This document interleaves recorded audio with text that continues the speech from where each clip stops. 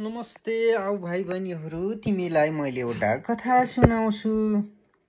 धेरै समय पहिलेको कुरा हो। एउटा जंगलमा एउटा शिकारी बस्थ्यो।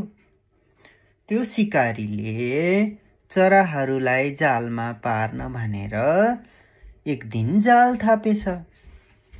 जाल थापिसकेपछि जालमा चराहरूलाई पार्न भनेर अन्नका दानाहरू राखिदिएछ र शिकारी त्यहाँबाट गएछ।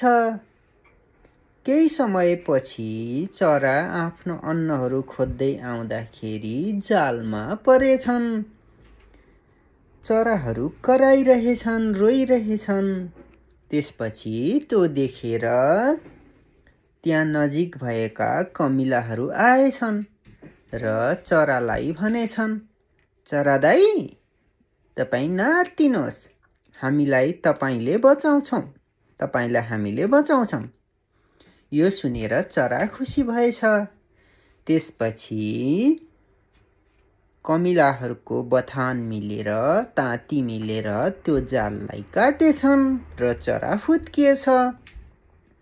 एकछिनपछि शिकारी जालमा चरा पर्यो कि भनेर आउँदाखेरि जाल त च्यातिएको रहेछ। चरा भागेछ, शिकारी जिल्ल परेछ।